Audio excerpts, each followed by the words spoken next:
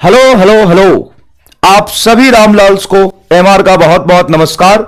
स्वागत है the super arjuna batch में, जिसमें हम फ्लूइड चैप्टर पढ़ रहे हैं।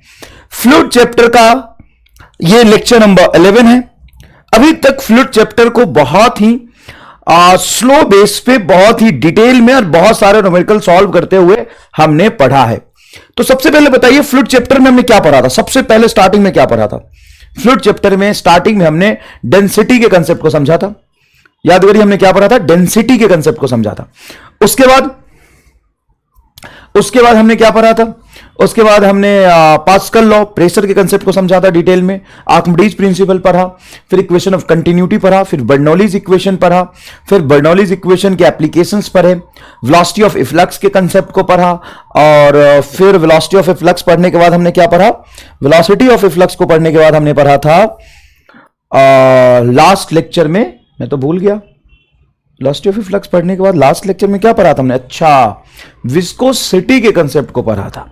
तो सबसे पहले आज का जो हमारा गोल है, हम विस्कोसिटी के कंसेप्ट को थोड़ा रिवाइज करेंगे, उस पर कुछ न्यूमेरिकल प्रॉब्लम सॉल्व करेंगे एंड विस्कोसिटी की प्रॉपर्टी को और थोड़ा डिटेल में डिस्कस करेंगे। उसके बाद हम समझेंगे पॉइजली इक्वेशन को, हम पढ़ेंगे पॉइजली इक्वेशन को, पॉइजली इक्वेशन। उसके बाद रेनॉल्ड्स नंबर, फ्लूइड का ये छोटे छोटे टॉपिक्स है। Poiseuille equation, Reynolds number, surface tension and surface energy के कंसेप्ट को समझेंगे। ठीक है बेटा, तो चलिए आज के कार्यक्रम को हम स्टार्ट करते हैं। मैग्नस इफेक्ट पढ़ा था, राइट। मैग्नस इफेक्ट भी हमने पढ़ा था। तो हम आपसे पूछ रहे थे क्या हाल चाल रामलाल। तो रामलाल बहुत बीमार है, उसको ना डेंगू हो गया है। क्या रामलाल को डेंगू हो गया है? हाँ, रामलाल को डेंगू हो गया है, बहुत बीमार है बेचारा। क्योंकि रामलाल ने जहां घर बनाया है वहां से बहुत ही गंदा नाला गुजर रहा है, जिसमें पूरे युगांडा का पानी बहता है। अब उसमें भरी डेंगू के मच्छर हो गए हैं। उस मच्छर के काटने की वजह से रामलाल को डेंगू हो गया। अब रामलाल ने क्या किया कि उसके घर में किरोसिन आयल था। किरोसिन समझते हो ना, किरोसिन। उस किरोसिन आयल को ले जाके उसने नाले में पटा दिया। जब नाले में किरोसिन आयल को डाल दिया तो सारे मच्छर मर गए और रामलाल धीरे धीरे ठीक हो गया। अब रामलाल का फोन आया मुझे कि एमआर सर, आपको पता है किरोसिन आयल बहुत डेंजरस है, उसको घर में मत रखना, उसको पी के मच्छर, बच्चा, चूहा, बिल्ली मर सकता है। क्या सच में किरोसिन आयल पीने से मच्छर मर गया? देखो, बहुत बेकार गंदा सा नाला जा रहा था, उसमें बहुत सारे डेंगू के मच्छर हो गए थे। रामलाल ने उसने किरोसिन आयल डाल दिया। जैसे उसमें किरोसिन आयल डाला तो सारे मच्छर किरोसिन आयल पी के मर गए। तो क्या मच्छर किरोसिन आयल पी के मर जाते हैं? क्या मच्छर किरोसिन आयल पी के मर जाते हैं? यह रामलाल को थोड़ा सा मिसकंसेप्शन हो गया। अच्छा चलो, एक पुरानी कहानी सुनाता हूं मैं। पुरानी कहानी क्या, ये सच्ची घटना है। जब मैं कॉलेज में पढ़ता था, वैसे तो 12th तक तो घर में ही पढ़ा, तो जब मैं कॉलेज में पढ़ता था ना, तो वैसे तो साल में 2 ही बार जा पाता था, 6 महीने पे। तो 6 महीने बाद जब मैं घर जाता था तो 2-3 बैग में बहुत सारे कपड़े लेके जाता था। अब वो कपड़े इस हालात में होते थे कि जो वाइट कलर का अगर मेरा कोई टी शर्ट है तो ब्लैक हो जाता था, जो ब्लैक कलर का टी शर्ट है वो ग्रीन हो जाता था, और जो ग्रीन कलर का टी शर्ट है वो कुछ येलोइश हो जाता था। मतलब इतनी गंदे तरीके से यूज़ करता था उसको। मतलब उसको पहने जा रहे टी शर्ट को तो मैं कम से कम 2 महीने में एक टी शर्ट को कम से कम 20-30 बार पहनता था, बिना धोए पहनता था, है ना। और जो ठंड के कपड़े होते थे, कंबल वगैरह होते थे, उसको ऐसे यूज़ करता रहता था। तो ये हालात थे। तो जब मैं घर जाता था ना, तो घर में मम्मी क्या करती थी, उस सारे कपड़े को पहले तो पानी गर्म करती थी, और पानी गर्म करने के बाद उसमें बढ़िया, जैसे तुम्हारे घर में यूज़ होता होगा घड़ी छाप, पहले इस्तेमाल करो फिर विश्वास करो, हमारे यहाँ यूज़ होता है सर्फ एक्सल, है ना, महंगा वाला। तो महंगा वाला सर्फ डालते थे, फिर उसको धोते थे। फिर मुझे पता चलता था कि अच्छा ये वाला जो टी शर्ट है मेरा, ये वाइट कलर का है, ये वाला मेरा टी शर्ट ग्रीन कलर का है। असली कलर तब पता चलता था जब उसको मम्मी धोती थी। अगर मैं बाहर भी धुलवा लूँ और खुद से धो दूँ ना, तो उससे फर्क ही नहीं पड़ता था। मैं खुद से भी अगर कपड़ा धो दूँ तो उसे फर्क भी नहीं पड़ता था। हाँ, तो ये हालात थे। तो असल में हम पानी को गर्म करके क्यों धोते थे? जैसे पानी को गर्म करते थे, पहले पानी को गर्म करते थे और फिर उसमें डिटर्जेंट मिलाते हैं, वो भी बढ़िया वाला। अब मान लो घड़ी डिटर्जेंट 1 किलो आता है 20 रुपए का, और वही सर्फ एक्सल 1 किलो आता है 200 रुपए का। तो इस दोनों में क्या फर्क है? हाँ, क्वालिटी का फर्क है, लेकिन कौन सी क्वालिटी का फर्क है? जो सर्फ एक्सल 200 रुपए केजी आता है और जो तुम्हारा घड़ी है वो 20 रुपए केजी आता है, क्या फर्क है? मम्मी मारती नहीं थी? नहीं, मम्मी नहीं मारती थी। तो सर्फ एक्सल आखिर करता क्या है? सर्फ एक्सल आखिर करता क्या है? ये सारी चीजें का जवाब आपको बताना है, ठीक है? तो चलिए आज के कार्यक्रम को हम सबसे पहले आगे बढ़ाते हैं, और जो आपका होमवर्क था उसको डिस्कस करते हैं, और हम ये भी डिस्कस करेंगे कि आखिर केरोसिन ऑयल पी के मच्छर मर क्यों जाता है, और महंगे डिटर्जेंट से हम कपड़ा क्यों धोते हैं, पानी को गरम करके ही कपड़ा क्यों धोते हैं। इन सब चीजों के बारे में हम डिटेल में चर्चा करेंगे। सबसे पहले होमवर्क के बारे में बात कर लेते हैं। ये होमवर्क मैंने लास्ट लेक्चर में दिया था, नहीं भी दिया था तो नया सवाल मान के इसको सॉल्व कर सकते हैं। सर आपने बोला था होमवर्क डिस्कस नहीं करेंगे। अरे गुस्से में तो मैं बहुत कुछ बोलता हूं, और शायद यही मेरे में सबसे कमी है। करा तो मैं हूं ही ना, गुस्से में डांटने के बाद सारे डाउट्स तो तुम्हारे बताता ही हूं ना मैं। तुम भी एकदम निहायती घटिया किस्म के बच्चे हो, उससे क्या फर्क पड़ता है? चलो कोई बात नहीं। A metal plate of area 10⁻³ centimetre square. तो ये जो एरिया है वो आपका सीजीएस यूनिट में है, समझ में आया कि नहीं? 10⁻³ centimetre square. Rest on a layer of oil 6 mm thickness. जो थिकनेस है बेटा वो 6 mm है, thickness on a layer of oil. Liquid की थिकनेस है 6 mm। A tangential force of 10⁻² Newton, force 10⁻⁻² Newton is applied on it to move it with constant velocity of 6 meter per second square. Then coefficient of viscosity of the liquid is। अब यहाँ पे coefficient of viscosity कहाँ से आ गया और कौन से force की बात हो रही है, सारी चीजें मैं आपको डिटेल में समझाता हूँ, देखिएगा ध्यान से। सबसे पहले समझिए, ये 6 mm थिकनेस का एक लिक्विड का लेयर है। 6 mm, 6 मिलीमीटर, 6 mm थिकनेस का लिक्विड का एक लेयर है, और उसके ऊपर एक प्लेट रख दिया हमने। प्लेट मतलब सॉलिड होगा क्या वो? हाँ। अभी सॉलिड जो प्लेट है वो इस लिक्विड से चिपक जाएगा एडहेसिव फोर्स की वजह से। एडहेसिव फोर्स समझते हैं? एडहेसिव, एडहेसिव, SIV जो भी होगा, एडहेसिव फोर्स। एडहेसिव फोर्स क्या करता है? डिफरेंट एटम को चिपका देता है। अब चिपकने के बाद ये लेयर इसमें चिपक गया।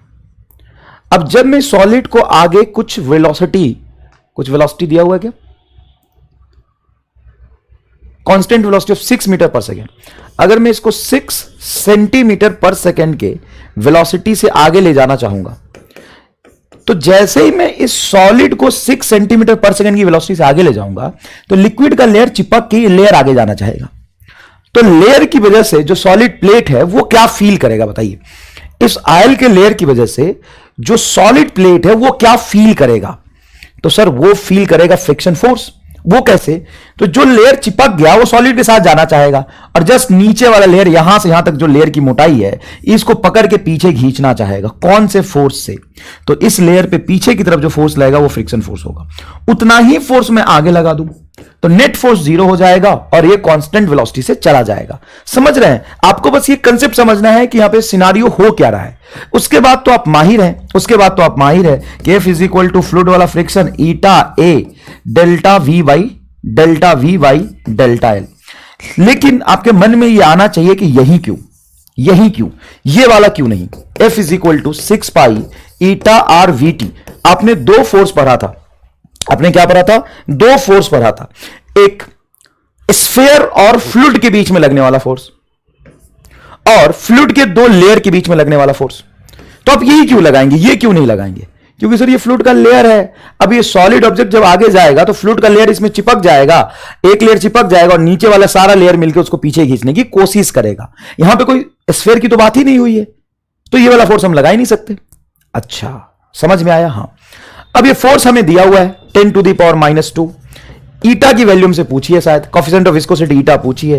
एरिया दिया हुआ है 10⁻³ सेंटीमीटर स्क्वायर, तो 10⁻³ और 1 सेंटीमीटर होता है बेटा 10⁻² मीटर, तो ये हो जाएगा 10⁻6 मीटर स्क्वायर, है ना बेटा? 1 सेंटीमीटर कितना होता है? 10⁻² मीटर। अब इसका क्यूब करेंगे तो 10⁻6 मीटर स्क्वायर हो जाएगा। अब वेलोसिटी कितना? 6 सेंटीमीटर पर सेकंड, इसको मीटर में बदलेंगे तो 6 × 10⁻² आएगा। नीचे आपका 6 mm है तो 6 मिलीमीटर मतलब 10⁻³ मीटर। तो 10⁻³ से ये 10⁻6 कैंसिल करेंगे तो 10⁻³ आएगा। इस 10⁻³ से ये 10⁻³ कैंसिल हो जाएगा, 6 से ये 6 कैंसिल हो जाएगा, बहुत सही।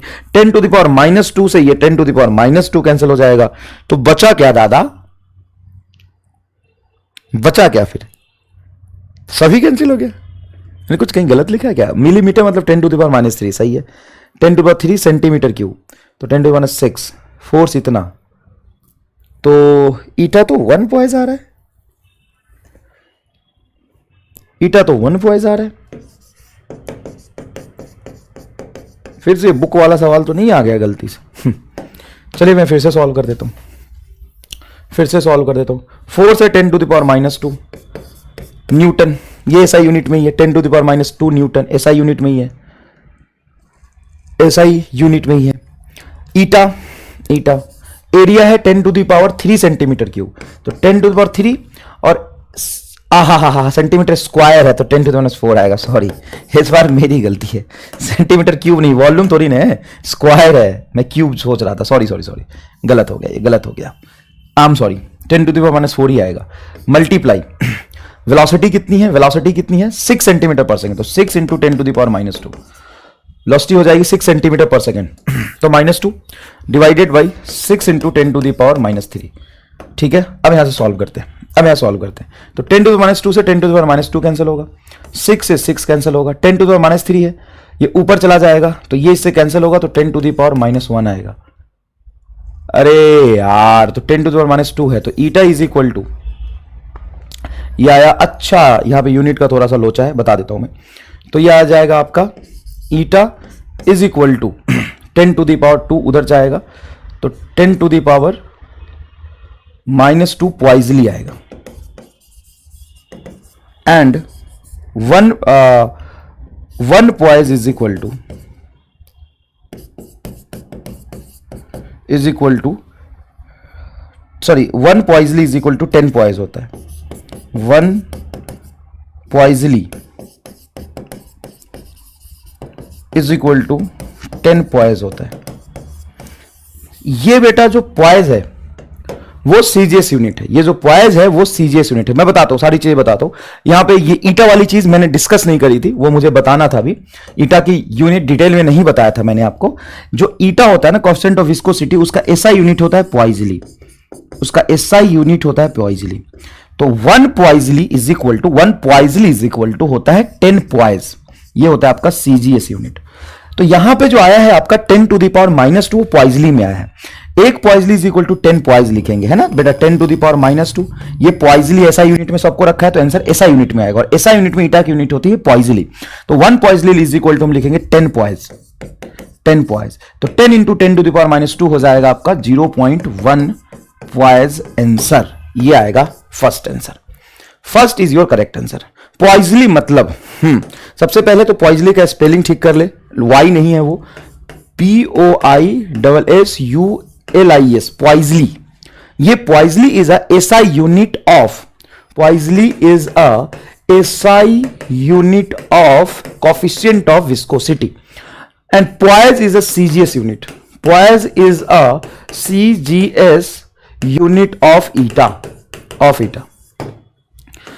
अब ध्यान से सुनना, जैसे अरे सेंटीमीटर और मीटर होता है ना, उसी तरीके का है बस।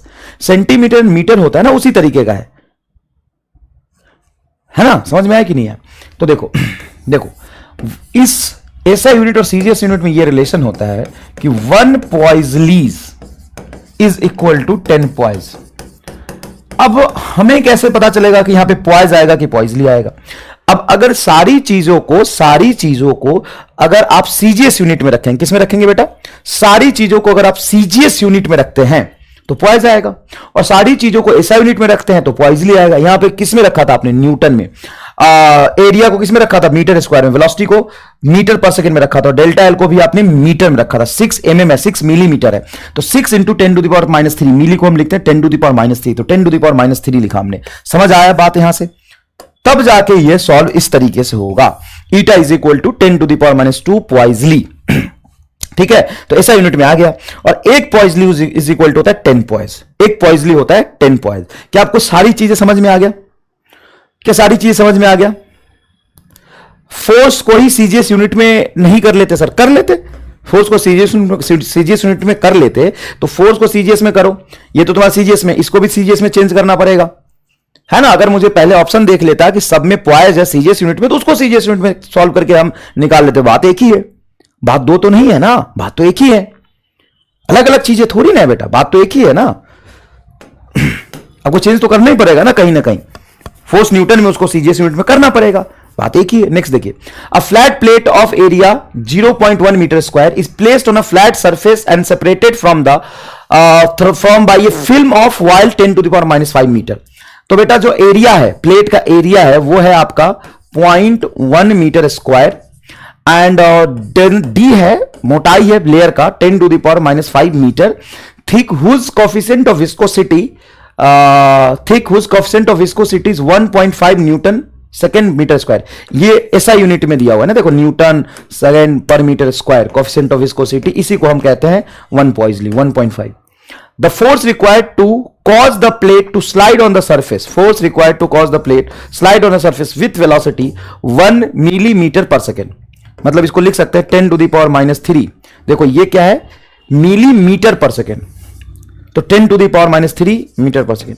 सुनना, अभी सवाल को सॉल्व मत करो, सिर्फ एक बात बताओ मुझे। क्या बात बतानी है? सिर्फ इतना बताओ कि लास्ट लेक्चर में 2-3 सवाल सॉल्व किया था हमने इस पे, और अभी 2 सवाल सॉल्व किया। सवाल सॉल्व करते हुए तुम्हें क्या महसूस हुआ कि किसी और टॉपिक और एग्जैक्टली इस वाले टॉपिक में क्या डिफरेंस है?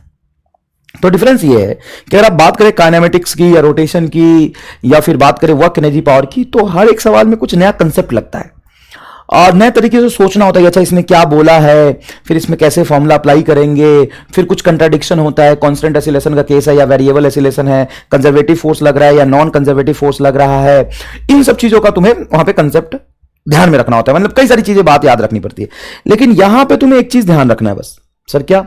यहां पर तो बस एक चीज याद रखना है, क्या कह रहा है सवाल। सवाल कुछ इस तरीके से फ्रेम कर रहा है कि सीधा सीधा हमारे पास एक फॉर्मूला है, F is equal to eta A delta V by delta है। अब इस फॉर्मूले में जितनी भी चीजें हैं उसी को अलग अलग तरीके से बता दिया, ये फॉर्मूला लगा लो डायरेक्ट। यहां पे कोई और फॉर्मूला है ही नहीं, एक ये नहीं तो F बराबर 6 pi eta r v T. अब इसमें कोई दूसरा तरह का सवाल या कंसेप्ट या लैंग्वेज बन ही नहीं सकता। बात समझिए, मतलब सर ये याद है और सवाल पढ़ के मुझे बस इतना फील करना, हां उसके बाद थोड़ा यूनिट का ध्यान रख लेना, हो गया काम खत्म। और तो तुम रख लोगे, कोई बड़ी बात नहीं है, वो तो तुम रख लोगे। कई बार सीधा सीधा यूनिट भी दिया होता है, सीधा सीधा यूनिट दिया हुआ है तो डायरेक्ट सॉल्व हो जाएगा, नहीं तो थोड़ा यूनिट बदल के इसलिए दे देता है कि अपने को थोड़ा सवाल मुश्किल लगे भाई साहब।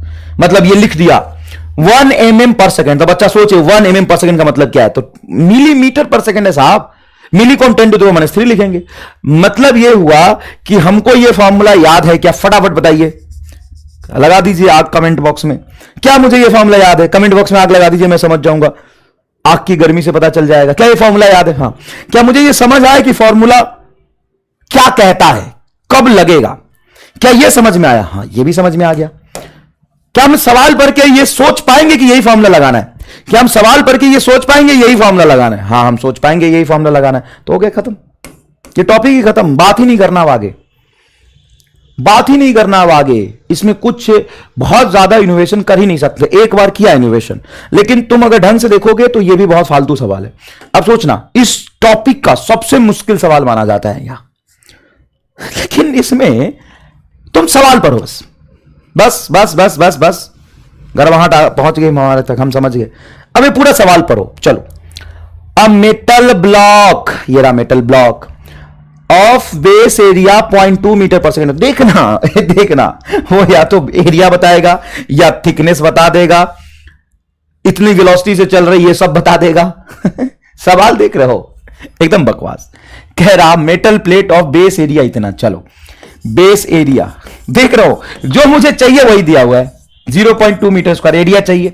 कनेक्टेड टू अ 0.02 केजी मास, ये देखो इसका मास है 0.02 केजी, इससे कनेक्ट कर दिया, चिंता नहीं करना, इसका मास हो दिया हुआ है। Y string that passes over the ideal pulley, Y string passes over ideal pulley, a liquid film of thickness 0.6 mm। देख रहे हो, एरिया दिया, थिकनेस दिया 0.1 mm। ये देखो फिल्म का थिकनेस दिया जिसपे ब्लॉक रखा है, जिसका एरिया ये है और फिल्म का थिकनेस ये है। Placed between the block and the table, when release the block move to the right with constant speed. लो, स्पीड दे दिया 0.17 मीटर पर सेकंड, स्पीड दे दिया। Then the coefficient of viscosity of the liquid is, coefficient of viscosity of the liquid is, क्या पूछा उसने, क्या पूछा? जब भी वो एक लिक्विड फिल्म की बात करेगा तो लिक्विड फिल्म के लेयर के बीच में जो फोर्स लगता है वो ये है, हां ये है। अब वो चाहे लैंग्वेज कुछ भी लिखे, अल्टीमेटली यही सारी चीज बताने की कोशिश करेगा। क्या तुम्हें एरिया बताया? हां, एरिया तो बता दिया। क्या तुम्हें थिकनेस बताया? हां, ये डीएल देखो, ये थिकनेस बता दिया। क्या तुम्हें वेलोसिटी बताया? ये सर वेलोसिटी बता दिया। क्या तुम्हें ईटा बताया? नहीं, ईटा पूछा है। चलो, क्या तुम्हें फ्रिक्शन फोर्स बताया? हां, फ्रिक्शन फोर्स ही बता दिया। फ्रिक्शन फोर्स कहां बताया सर? बताया, बताया। कैसे? तो ये चीज कांस्टेंट वेलोसिटी से चल रही, ये कांस्टेंट वेलोसिटी चल रही। ये कांस्टेंट वेलोसिटी से तभी चलेगी जब इस पे टेंशन फोर्स आगे और ये फ्रिक्शन फोर्स एक दूसरे के बराबर हो। ये फ्रिक्शन फोर्स और ये टेंशन फोर्स एक दूसरे के बराबर हो, तभी तो इस पे नेट फोर्स 0 हो जाएगा। अरे हां, तो जितना आगे टेंशन ले जाने की कोशिश कर रहा है उतना ही फ्रिक्शन लगेगा। फ्रिक्शन की वैल्यू ये होती है, फ्रिक्शन पे टेंशन रख दो। लेकिन सर टेंशन, एक बच्चा बोला सर ये फिल्म क्या है? अरे लिक्विड का लेयर को फिल्म कहते हैं, लिक्विड लेयर को फिल्म कहते हैं। ये भाई साहब समझ रहे हैं कि धर्मेंद्र का फिल्म चलेगा यहां। देखो इधर, तो सर टेंशन क्या होगा हमें कैसा पता चलेगा? देखो, ये एम मास इसका दिया हुआ है, इसके वजह से नीचे ग्रेविटेशनल फोर्स होगा mg, और जितना mg होगा उतना ही ऊपर टेंशन होगा। सर अगर दोनों बराबर हो गया तो ये रेस्ट में रहेगा। दो सिचुएशन होता है, नेट फोर्स 0 रखने के दो सिचुएशन होता है, जितना mg नीचे उतना ही ऊपर टेंशन, या कांस्टेंट वेलोसिटी से जब ये चल रहा होगा। सर हमें कैसे पता कि ये कांस्टेंट वेलोसिटी चल रहा? क्योंकि ये कांस्टेंट वेलोसिटी चल रहा। भाई साहब बहुत दिमाग लगाया, बहुत दिमाग लगाया एग्जामिनर तो इतना ही सोच पाया। डायरेक्ट बोल देता ये कांस्टेंट वेलोसिटी चल रहा है, यहां पे टेंशन की वैल्यू बता दे रहा, हम फ्रिक्शन निकाल लेते, फ्रिक्शन की जगह टेंशन रख देते। जब जितना फोर्स आगे लग रहा है उतना ही फोर्स पीछे लगेगा, मतलब नेट फोर्स 0। जितना फोर्स आगे लग रहा है उतना ही फोर्स पीछे लगेगा, मतलब नेट फोर्स 0। यहां पे देखिए टेंशन टी ऊपर लग रहा और mg नीचे लग रहा, तो जितना फोर्स नीचे लग रहा उतना ही फोर्स ऊपर लगेगा, तभी तो ये कांस्टेंट वेलोसिटी से चलेगा। बस हो गया। अब हमें टेंशन की वैल्यू निकालनी थी, टेंशन की वैल्यू mg के बराबर होगी।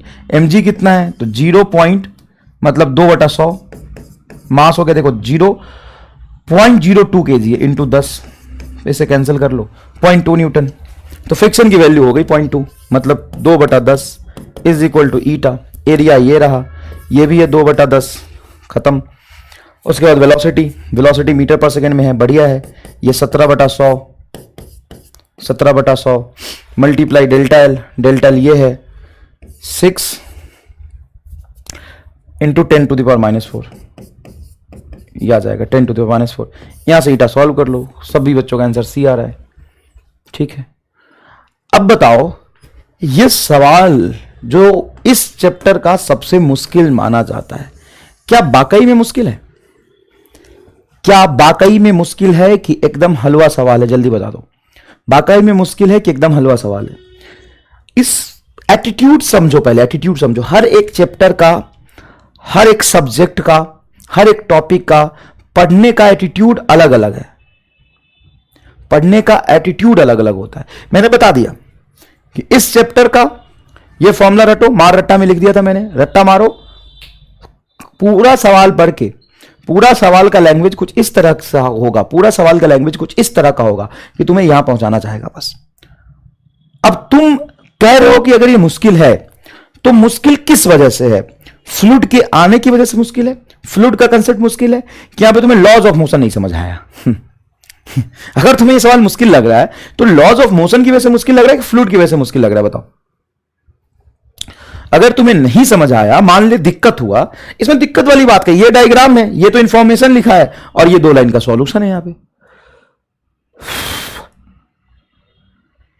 यूनिट कन्वर्जन बड़ी चीज थोड़ी ना है बेटा। आप नहीं समझते? मिलीमीटर, मिली का मतलब होता है 10⁻³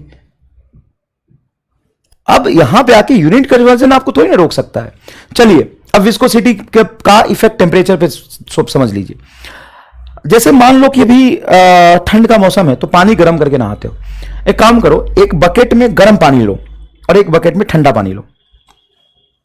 एक बकेट में गर्म पानी लो, एक बकेट में ठंडा पानी लो और दोनों में हाथ रखो और थोड़ा ऐसे ऐसे ऐसे करके महसूस करो। मान लो राइट साइड में गर्म पानी है और लेफ्ट साइड में ठंडा पानी है और दोनों में हाथ रख दो और ऐसे ऐसे हाथ को हिलाओ, ऐसे ऐसे ऐसे ऐसे हाथ को हिलाओ, ऐसे ऐसे आराम से आराम से आराम से ऐसे ऐसे हाथ को हिलाओ, ऐसे ऐसे हाथ को हिलाओ। तो बताओ तुम्हें क्या महसूस होगा? तो सर जो ठंडा पानी है उसमें जब हम हाथ को रखेंगे और ऐसे ऐसे करेंगे तो थोड़ा हार्ड लगेगा और गर्म पानी थोड़ा सॉफ्ट लगेगा। मतलब अगर आप लिक्विड का टेम्परेचर बढ़ा देते हैं तो उसके बीच में लगने वाला कोहेसिव फोर्स कम हो जाता है।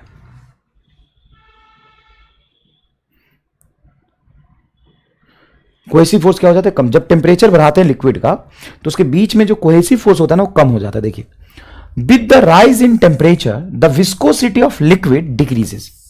मतलब viscosity is inversely proportional to temperature. Viscosity is inversely proportional to temperature for liquid. Liquid के लिए viscosity inversely proportional to temperature होता है। सर क्यों होता है इनवर्सली प्रोपोर्शनल टेम्परेचर? जैसे आप टेम्परेचर बढ़ाते हैं ना तो थोड़ा सॉफ्ट हो जाता है। अब 2 लेयर के बीच में उतने फोर्स से वो चिपकता नहीं है तो 2 लेयर के बीच में कम फ्रिक्शन फोर्स लगेगा, मतलब उसकी विस्कोसिटी कम हो गई।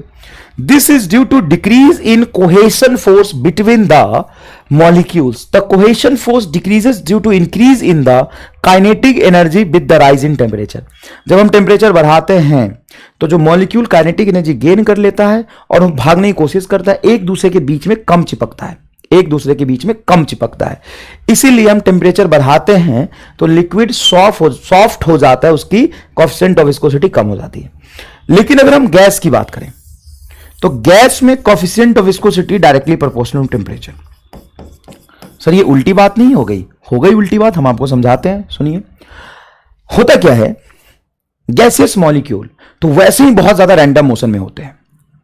अगर गैसियस मॉलिक्यूल के एक लेयर को मैं डायरेक्शनल मोशन में ले जाना चाहता हूं तो डायरेक्शनल मोशन में ले जाना उतना ही आसान होगा जितना उसमें रैंडमनेस कम होगी।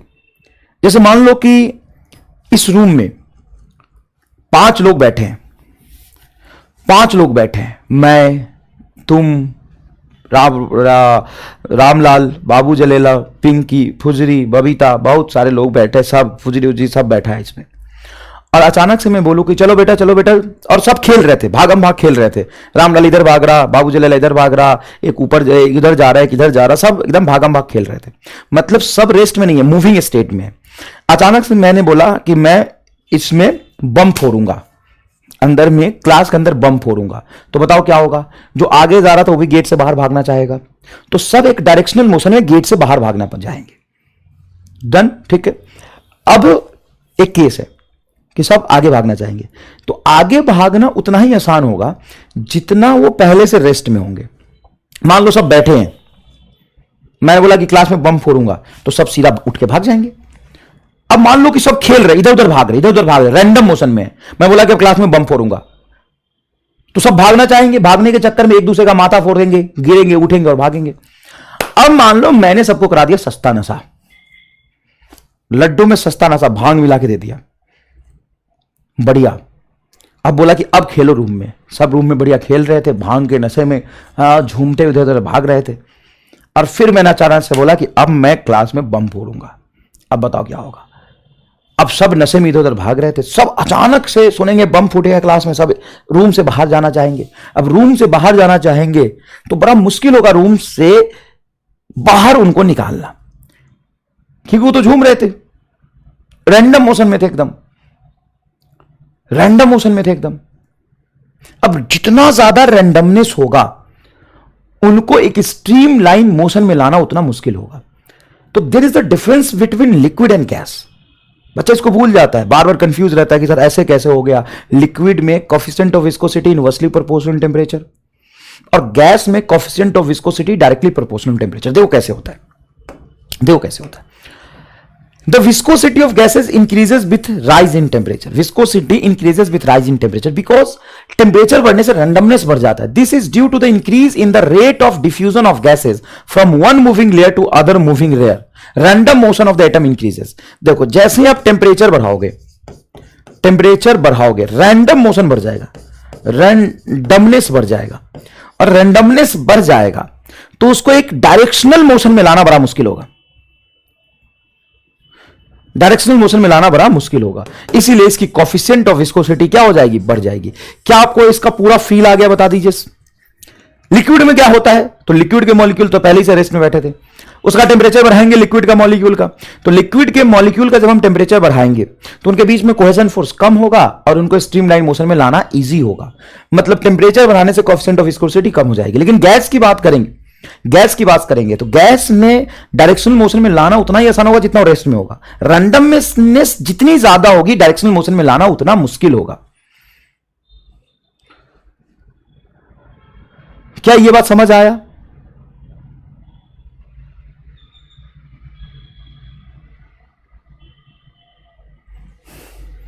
रियल लाइफ एग्जांपल दो ना। तो ये क्या इमेजिनरी लाइफ एग्जांपल है? ये रियल लाइफ एग्जांपल ही है। फुल फील आ गया, गर्दा एग्जांपल। ये और कौन सा एग्जांपल है? Real life example. तो ये क्या इमेजिनरी एग्जांपल है? ये रियल लाइफ ही तो एग्जांपल है गधा। देख, मैंने इंसान को गैसियस मॉलिक्यूल माना। अब एक गैसियस मॉलिक्यूल यहां पे है, एक यहां पे, एक यहां पे, एक यहां पे, बहुत धीरे धीरे धीरे धीरे चल रहे थे। अब मैं उनको चाहा कि उनको एक स्ट्रीमलाइन मोशन में ले जाऊं तो ले जाना आसान होगा कम टेम्परेचर पे। अब मैंने टेम्परेचर बढ़ा दी, टेम्परेचर बढ़ाने से उनकी काइनेटिक एनर्जी बढ़ जाएगी, काइनेटिक एनर्जी बढ़ जाएगा। गैसियस मॉलिक्यूल एक डायरेक्शन में तो नहीं जा रहा होता, एक आगे जा रहा है, एक पीछे जा रहा है, एक ऊपर जा रहा है, एक नीचे जा रहा, रैंडमनेस बहुत ज्यादा है, तो उनको डायरेक्शनल मोशन में लाना बहुत मुश्किल होगा। मतलब एक लेयर दूसरे लेयर के रिस्पेक्ट में एक फिक्स डायरेक्शन में नहीं आ पाएंगे जल्दी से।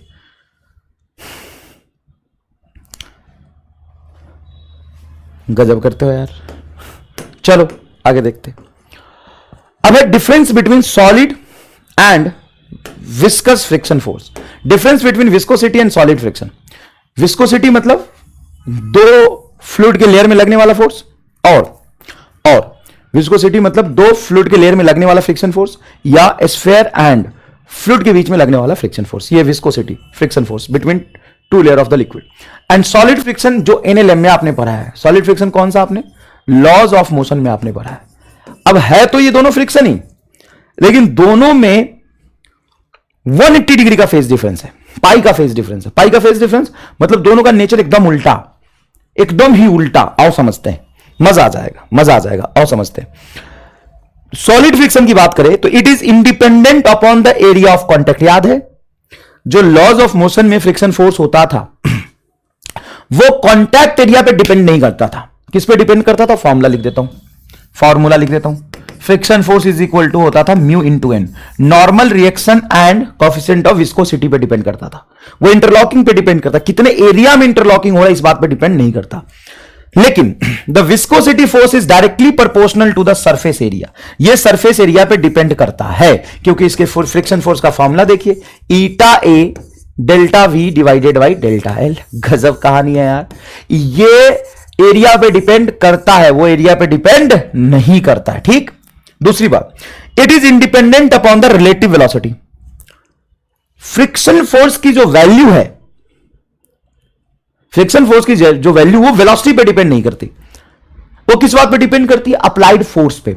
मान लो कोई ऑब्जेक्ट रेस्ट में है, तो फ्रिक्शन उसको रेस्ट में रखना चाहेगा। जितना अप्लाइड फोर्स लगाओगे फ्रिक्शन उतना ही पीछे लगाएगा, फ्रिक्शन उतना ही पीछे लगाएगा। अगर ऑब्जेक्ट मोशन में आ गया तो काइनेटिक फ्रिक्शन लगेगा। काइनेटिक फ्रिक्शन में ये हो जाएगा म्यूकेन, और स्टैटिक फ्रिक्शन में होगा म्यूएसएन।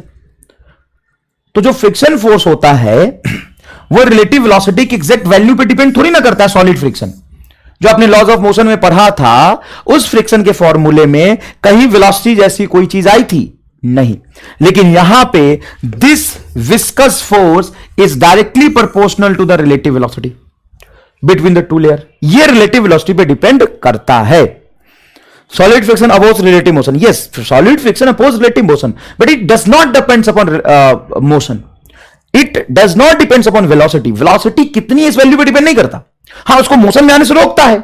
जब ऑब्जेक्ट रेस्ट में है तो जितनी अप्लाइड फोर्स होगा उतना ही एक्सटर्नल फोर्स लगेगा, सॉरी जितनी अप्लाइड फोर्स होगा उतना ही फ्रिक्शन फोर्स लगेगा।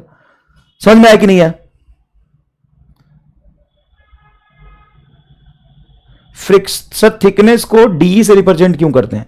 थिकनेस का मतलब ये होगा अपर लेयर और लोअर लेयर के बीच में नेट फ्रिक्शन फोर्स पीछे कितना लगता है। जितना ज्यादा मोटाई होगा उतना ही कम फोर्स लगाएगा, इसलिए डीएल हम नीचे लिखते हैं। ये आपको बताया था मैंने। The viscous force does not depends upon the normal reaction. Viscous force normal reaction पे डिपेंड नहीं करता है, ये मैंने बताया था आपको। Friction force, viscous friction force eta A delta V by delta L पे डिपेंड करता है। रिलेटिव वेलोसिटी ग्रेडियंट एरिया और ईटा पे डिपेंड करता है। ये यहां पे कहीं नॉर्मल नहीं है। लेकिन जो वो वाला फ्रिक्शन फोर्स था, solid friction force, directly proportional to the normal reaction, ये नॉर्मल रिएक्शन पे डिपेंड करता है। Normal reaction between the surface in contact, ये नॉर्मल रिएक्शन पे डिपेंड करता है। This viscous force on a solid moving in a fluid depends on the shape and size of the solid. देखो, अगर कोई स्फीयर जितना बड़ा है उस पे फ्लूइड फ्रिक्शन उतना ज्यादा लगता है। The viscous force on a solid, देखिए viscous force on a solid moving in a fluid depends on the shape and size of the solid, shape and size of the solid. इसलिए आपने देखा होगा कि जो जहाज वगैरह होते हैं उसमें आगे का शेप ऐसा बनाते हैं, इसको स्ट्रीमलाइन शेप कहते हैं, ऐसे बनाते हैं। अगर मान लो कि ऐसा बना दे जहाज ऐसा, और एक जहाज ऐसा बनाए, किसको पानी में मोशन में पानी में मूव कराना इजी होगा? ये, क्योंकि ये जो फ्रंट फेसिंग एरिया वो कम होगा। जितना कम होगा यहां पे फ्लूइड फ्रिक्शन उतना कम लगेगा, यहां पे फ्लूइड फ्रिक्शन बहुत ज्यादा लगेगा। मतलब फ्लूइड फ्रिक्शन सरफेस एरिया पे डिपेंड करता है। लेकिन एनएलएम वाला friction independence upon the shape and size of the body in contact, ये शेप एंड साइज पे डिपेंड नहीं करता है।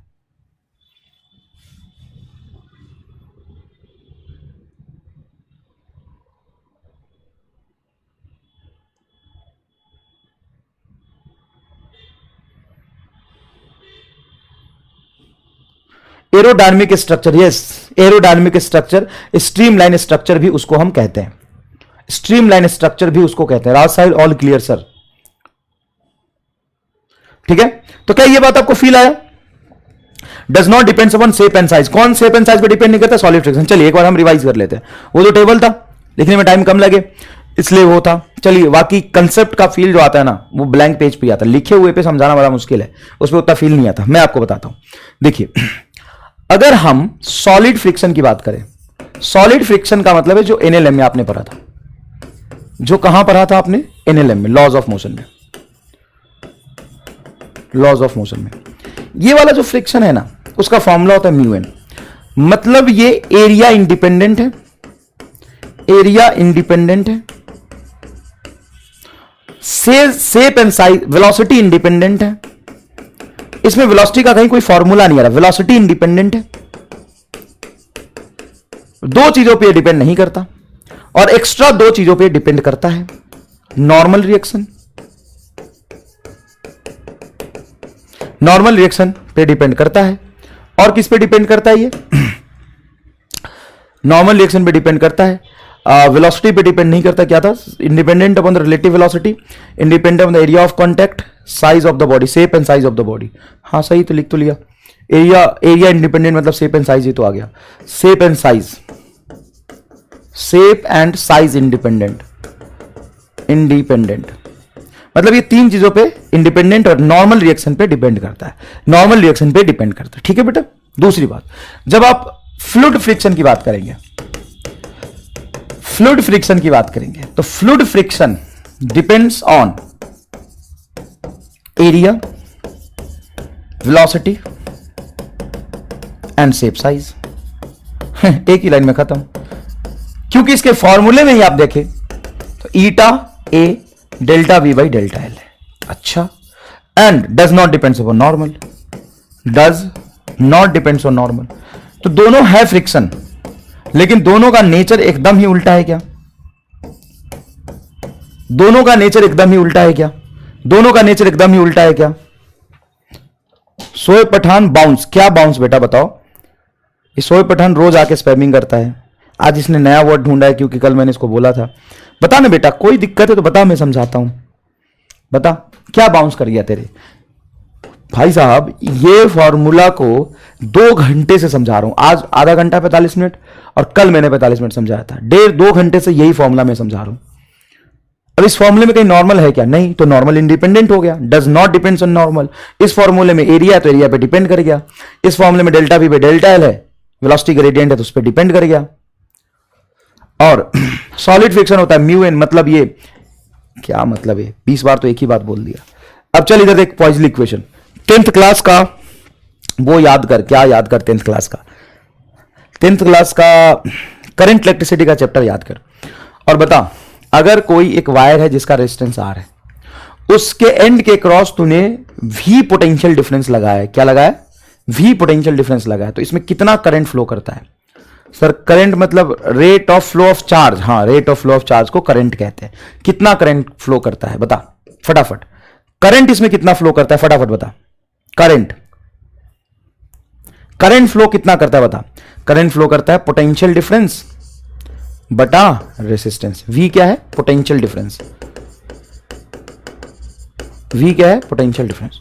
उसी तरीके से मान लो एक पाइप है, मान लो एक पाइप है, इस पाइप का रेडियस है आर, इस पाइप का लेंथ है एल।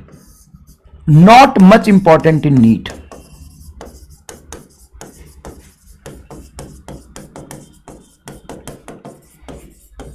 नीट के सिलेबस में इतना इंपॉर्टेंट नहीं है, इस पे आज तक कोई भयंकर सवाल नहीं आया है, लेकिन आपको सिलेबस में पढ़ना है पॉइजली इक्वेशन, तो इसलिए हम आपको पढ़ा देंगे अच्छे से। अब इस एल लेंथ और आर रेडियस के पाइप में जब भी मान लो कोई लिक्विड फ्लो कर रहा, तो सर लिक्विड फ्लो कर रहा तो इसमें 2 चीजें हमने पहले से पढ़ी हुई है। इक्वेशन ऑफ कंटिन्यूटी क्या कहता है? Equation of continuity, equation of continuity कहता है rate of volume flow, rate of volume flow, volume flow Q is equal to area into velocity के प्रोडक्ट के बराबर होता है, हर जगह पे कांस्टेंट रहता है। और एक पॉइजली इक्वेशन हमने पढ़ा था, ये जो है इक्वेशन ऑफ कंटिन्यूटी Q बराबर AV, ये सिर्फ और सिर्फ आइडियल फ्लूइड में भी वैलिड होगा कि नॉन आइडियल में भी वैलिड होगा? This is valid for non ideal also, non ideal also. Sir non ideal में कैसे वैलिड हो जाएगा? स्टेडी स्टेट में बेटा बर्नौलीज इक्वेशन नहीं लिख रहा, बर्नौली नॉन आइडियल में वैलिड नहीं होता, लेकिन ये नॉन आइडियल में वैलिड होगा। क्यों? मैं बताता हूं। नॉन आइडियल में क्या होगा? लेयर्स के बीच में फ्रिक्शन होंगे, लेकिन पर सेकेंड जितना यहां पे पानी अंदर जा रहा या कोई लिक्विड अंदर जा रहा, पर सेकेंड उतना ही लिक्विड बाहर निकलेगा। मास तो अभी भी कंजर्व होगा, मास तो अभी भी कंजर्व होगा ना, law of conservation of mass तो वैलिड ही होगा ना।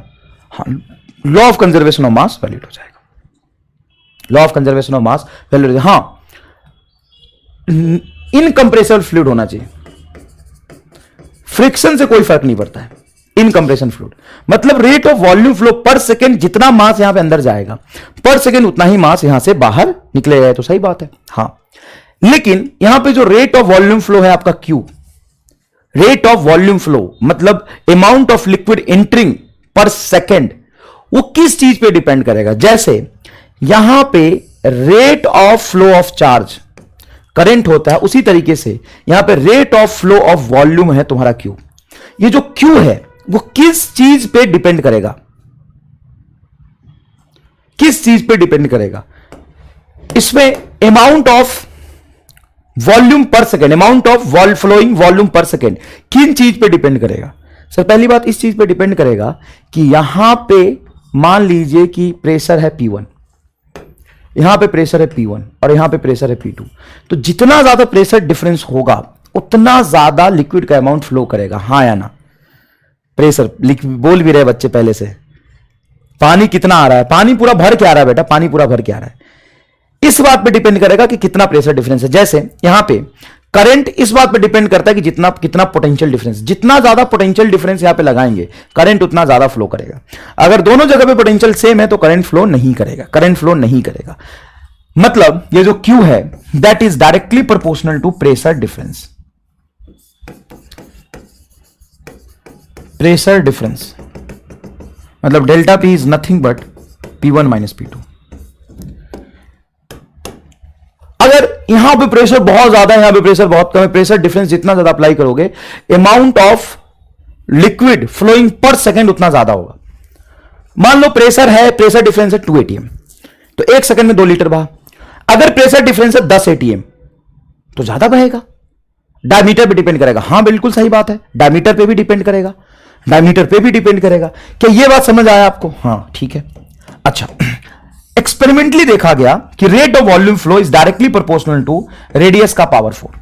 सर इसको प्रूव करो, ये कैसे पता चला? ये एक्सपेरिमेंटली पता चला। रेडियस हमने आर रखा तो क्यू फॉलो करा, रेडियस को डबल कर दिया तो 16 गुना लिक्विड फ्लो किया। मतलब rate of volume flow is directly proportional radius का पावर फ्लो पावर 4।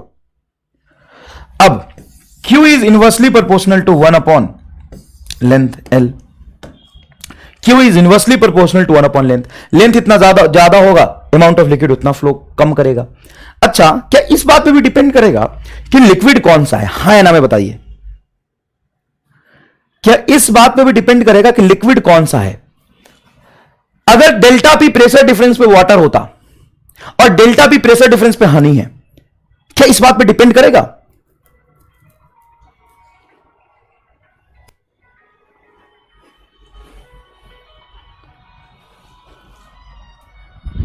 क्या इस बात पे डिपेंड करेगा? फटाफट बताएं।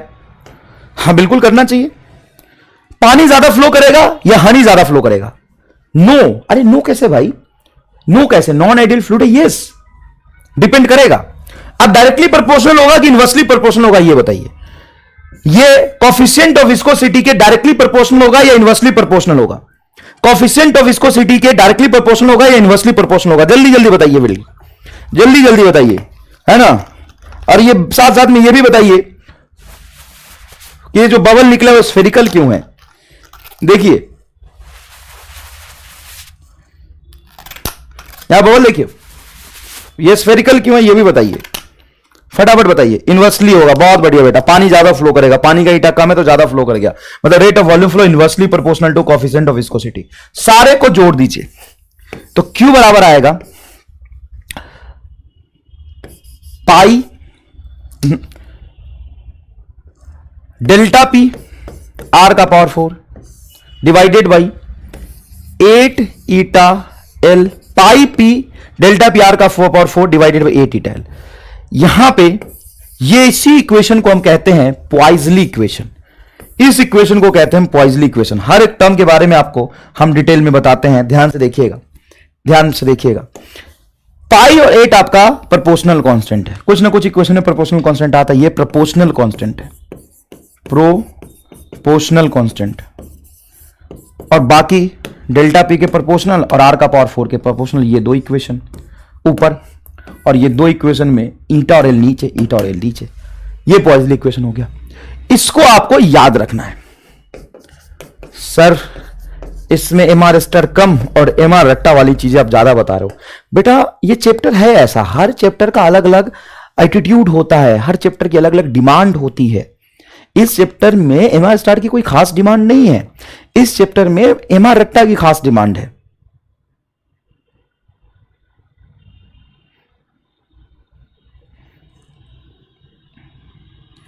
इस चैप्टर में एमआर स्टार की डिमांड नहीं है, इस चैप्टर में मार रट्टा की ज्यादा डिमांड है। देखो ये volume flow per unit area Q is equal to pi P R का power 4 divided by A T टेल। हर एक टर्म को मैंने आपको यहां पे समझा दिया, डायरेक्टली फॉर्मुला नहीं लिखा। मैं चाहता तो मैं डायरेक्टली फॉर्मुला लिख देता कि Q इज इक्वल टू होता है पाई पी आर का power 4 divided by A theta L, लेकिन मैंने आपको एक टर्म समझाया। बताओ 8 और पाई कहां से आया? सर 8 और पाई प्रोपोर्शनल कांस्टेंट है, हमें दिख रहा है। ईटा नीचे क्यों आया? मैंने बताया अगर पानी होता तो ज्यादा फ्लो करता और हनी कम फ्लो करता, मतलब rate of volume flow inversely proportional to ईटा।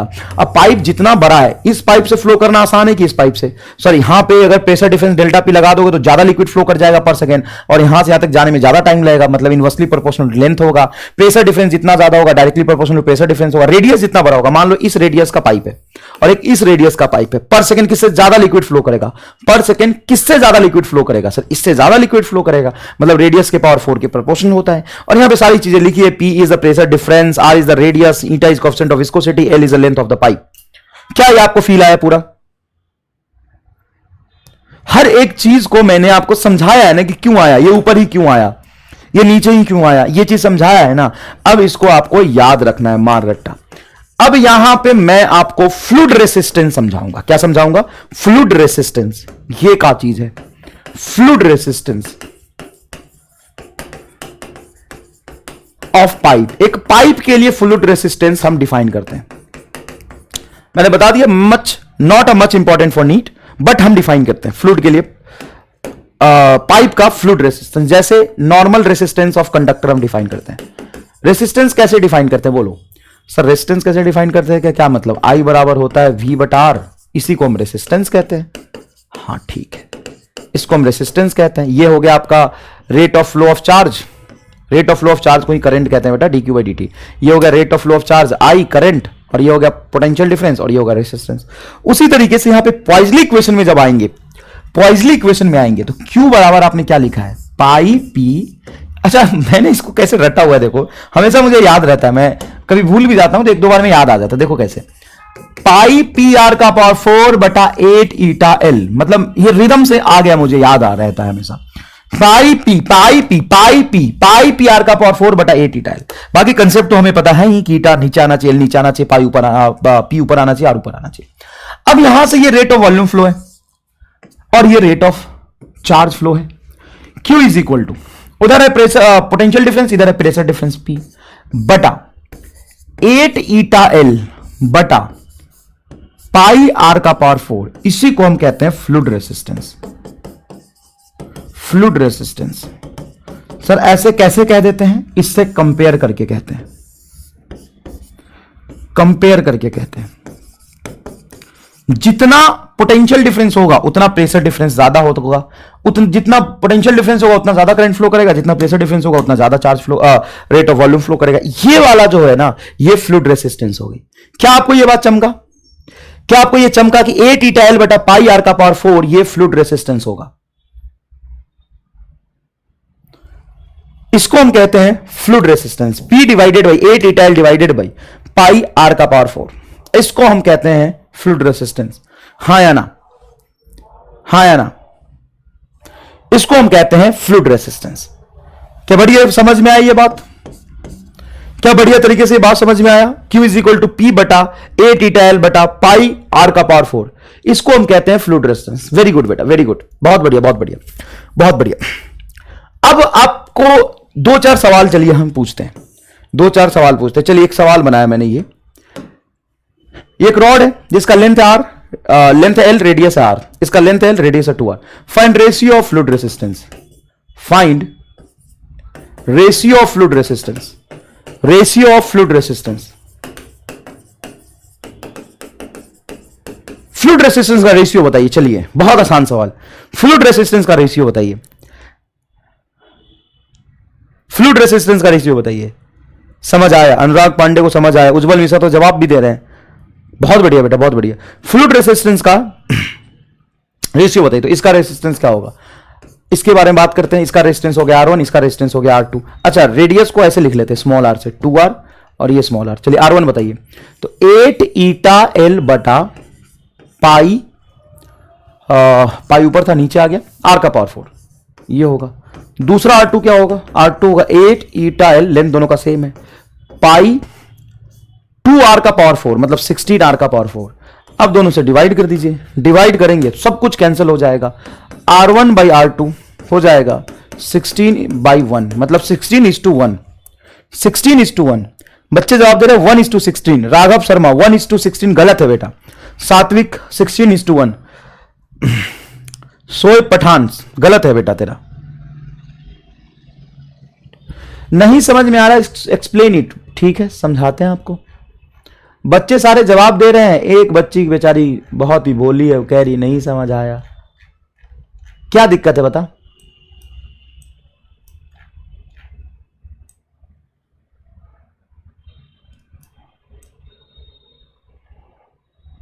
कौन है ये बकलोल। 1:16 या 16:1 बताइए प्लीज। 16:1 यस। एक बार समझ आया तो जोरदार आग लगा दीजिए, थम्स अप कर दीजिए फटाफट। जोरदार आग लगा दीजिए, थम्स अप कर दीजिए, है ना। फोन में आग लगा दीजिए, लैपटॉप में आग लगा दीजिए, घर में आग लगा दीजिए, मोहल्ले में आग लगा दीजिए, आग ही आग कर दीजिए। चलिए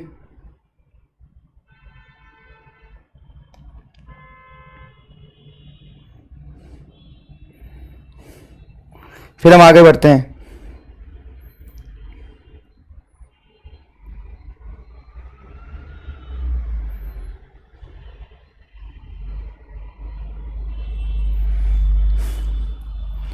ठीक है भाई, चलो बताओ बेटा, एक बात बताओ, सबको समझ आ गया और आपको नहीं समझ आ रहेगा, ऐसा कैसे हो सकता है बताइए। आप खुद ही बताइए ऐसा कैसे हो सकता है, कैसे हो सकता है। आप इतने कमजोर है पढ़ने में। चलिए देखिए, water flows in a streamline manner through the capillary tube of radius A, the pressure difference being P and rate of flow is Q। Water flows in a streamline manner through a capillary tube of radius A, radius इसका A है, radius A, pressure difference P, rate of volume flow is Q। If the radius is reduce to A/4, अच्छा radius is reduce to A/4, radius को A/4 कर दिया, चल ठीक है A/4, and the pressure is increases to 4P, pressure 4P कर दिया, then rate of volume flow becomes Q becomes, pressure को 4 गुना कर दिया। अब सवाल को कैसे सॉल्व करेंगे, सुनना अच्छे से, सुनना अच्छे से, जो मैं कह रहा हूं सुनना। हम शुरू करेंगे Q से। Q का फॉर्मूला लिखेंगे। भाई साहब सवाल लिखते ही तुक्का लगा दे तो, अबे सी चोमू है तू, ले कर ले, पहले तू ही कर ले, चल भाई साहब लेकर। भूमिका जूता निकाल के मारूंगा, शोएब पठान बहुत मारूंगा सच में मैं। जब नहीं समझ आया तो सवाल पर ढंग से सॉल्व कर, साले जवाब देने की जल्दी पहले है इनको, कुछ भी आंसर करना है मतलब कर, तू ही कर, मैं छोड़ देता हूं, तू ही कर, लेकर सी। पहले यार समझाने तो दे सवाल कम से कम, स्लाइड आया नहीं कि सी, सपना देख रहा था क्या, स्लाइड आया नहीं कि सी, गधा कहीं का, समझाने तो दे यार पहले, रुक तो देख तो सही, सी। आधे टाइम तो तुम ये कमेंट करो नहीं समझ आया और तुक्का लगाने के लिए पहले आ जाते हो। Rate of volume flow Q is equal to pi P R का पावर 4 बटा 8 ईटा L। अब उसने ना तो ईटा चेंज करी ना तो लेंथ चेंज करी, उसने बस P और R के टर्म्स को चेंज करा। तो पहले rate of volume flow Q था, अब हो जाए Q dash is equal to, pressure हो गया तुम्हारा 4 गुना 4P और रेडियस हो गया आधा 1/4 मतलब रेडियस हो गया तुम्हारा A/4 का पावर 4। ये सॉल्व करेंगे 4P A का पावर 4 डिवाइडेड बाई 16 को 4 का पावर 4 मल्टीप्लाई 4 मल्टीप्लाई 4 मल्टीप्लाई 4, एक 4 से एक 4 कैंसिल हो जाएगा, 4 16 64 64। तो यह आ जाएगा P A का पावर 4 बटा 64। ये तुम्हारा initial rate of volume flow Q is P R का पावर 4, पी आर का पावर 4 हो जाए Q। तो Q dash is equal to Q by 16, sorry 64, 16 16 64, तो Q बाई 64 आंसर आ जाएगा। Q dash is equal to Q by 64। C. शर्म आता है कि नहीं आता है? सर हम बच्चे ही तो हैं, हमसे गलती हो जाती है, इतना चिल्लाने की क्या बात है। चिल्लाने की बात नहीं है, मैं बस इतना कह रहा हूं, तो रुक के सोच समझ के सॉल्व करना। इतनी जल्दी वाली बात थोड़ी ना होती है, थोड़ा रुक जा, सवाल पर गलत स्पैम क्यों करता है? और एक बच्चे नहीं, चल एक बच्चे से गलती होगी, दो बच्चे से गलती हो, एक ने सी लिखा, सब कॉपी करके सी लिखने लगते हो।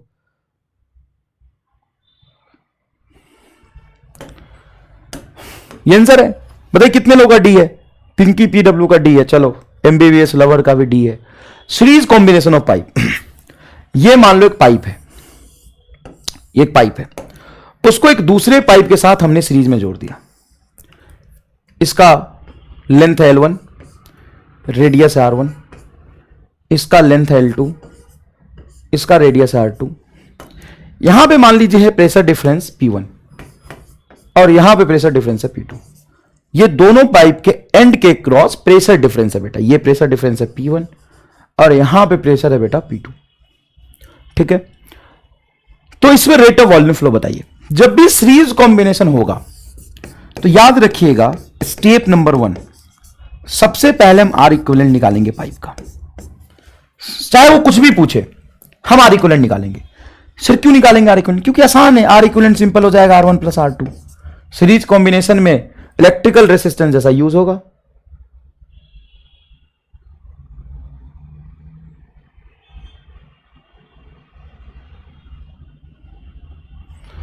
R1 plus R2।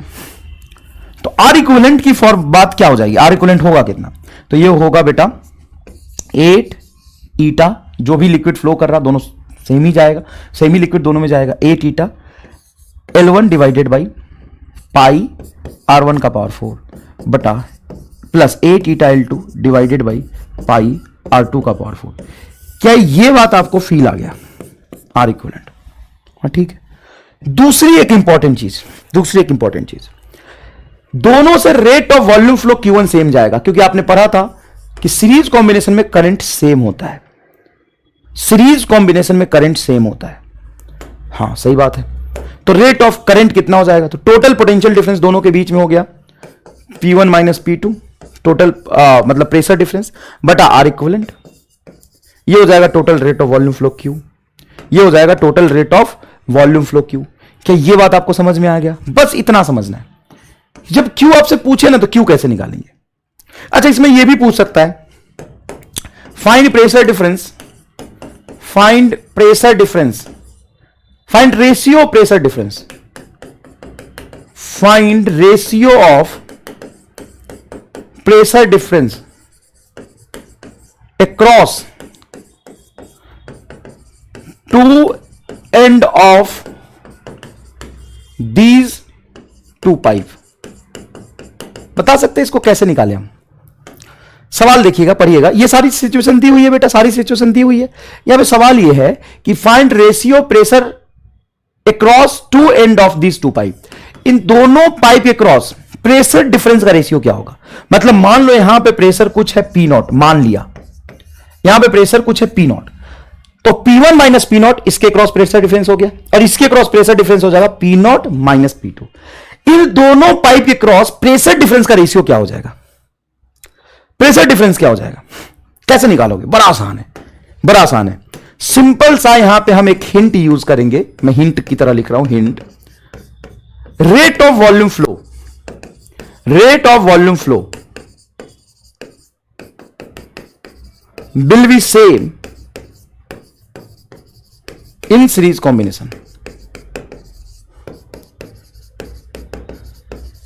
Rate of volume flow will be same in series combination.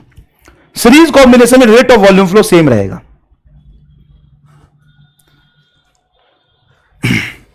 समझ में आया? रेट ऑफ वॉल्यूम फ्लो दोनों में सेम रहेगा। एक बच्चा पूछ रहा है कि sir pressure difference P1 minus P2 क्यों नहीं लेंगे? Pressure difference P1 minus P2 दोनों पाइप के एंड के क्रॉस है। इस पाइप का पहला एंड, इस पाइप का दूसरा एंड। यहां पे प्रेशर कुछ और होगा रामलाल, और यहां पे प्रेशर P0 होगा कुछ। तो पहले पाइप के क्रॉस प्रेशर हो गया P1 माइनस P0, दूसरे पाइप के क्रॉस प्रेशर हो गया P0 माइनस P2। सर अब रुको, तो पहले पाइप से रेट ऑफ वॉल्यूम है, दूसरे पाइप से रेट ऑफ वॉल्यूम, उसको बराबर रख दो। पहले पाइप के रेट ऑफ वॉल्यूम को क्या लिखोगे?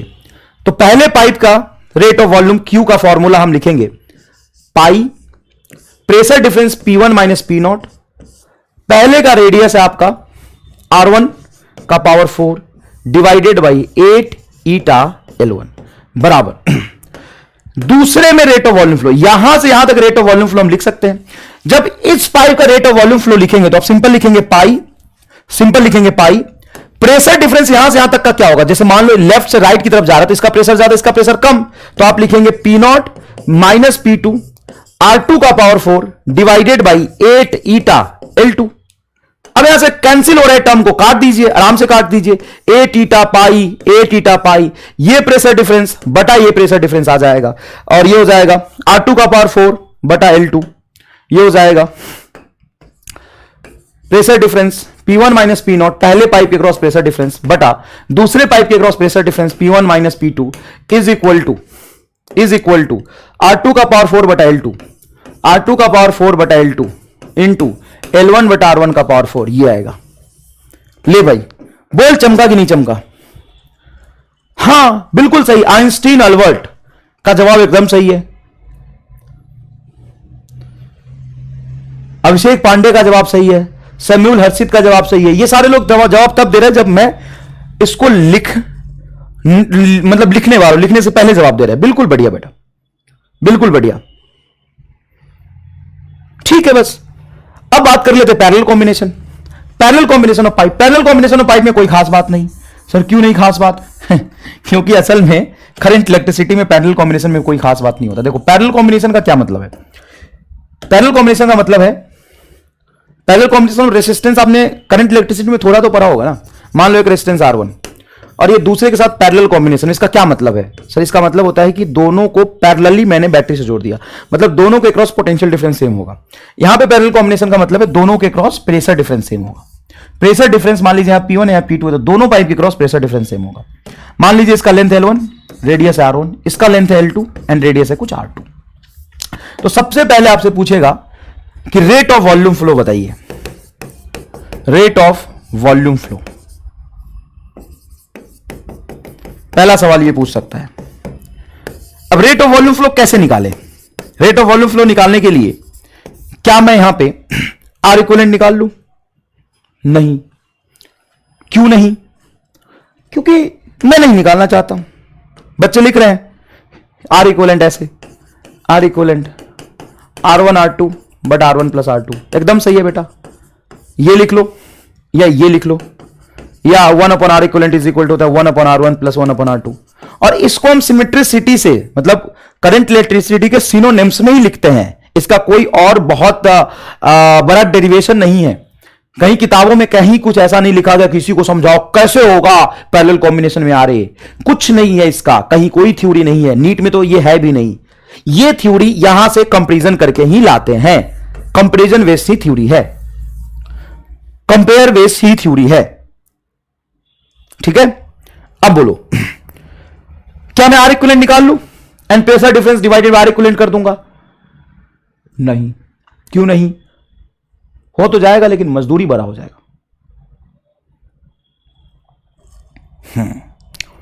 मजदूरी ज्यादा हो जाएगा। तो थोड़ा सा कंसेप्ट समझने की जरूरत है। कैसी कंसेप्ट? कंसेप्ट ऐसी कि पैरेलल कॉम्बिनेशन तुमको ऐसा नहीं लगता कि ये वाला जो कॉम्बिनेशन है पाइप का, इसके क्रॉस पोटेंशियल डिफरेंस है, प्रेशर डिफरेंस है P1 माइनस P2 और ये इसका अलग प्रेशर डिफरेंस है P1 माइनस P2। दोनों का इंडिविजुअल कॉम्बिनेशन मिला के तो पैरेलल कॉम्बिनेशन मिला है, पैरेलल कॉम्बिनेशन बना है। मेरे कहने का मतलब यह है, बिल्कुल एम स्टार ही बता रहे हैं आपको। चलिए एक सवाल कराते हैं 10th क्लास का, 10th क्लास का सवाल कराते हैं। देखिएगा सवाल, एक रेजिस्टेंस है 10 ओम का और ये रेजिस्टेंस है 10 ओम का, की ओपन है और यहां पे बैटरी लगाया हमने 10 वोल्ट का। कितने वोल्ट का बैटरी लगाया? 10 वोल्ट का। बताइए इससे करंट कितना जा रहा?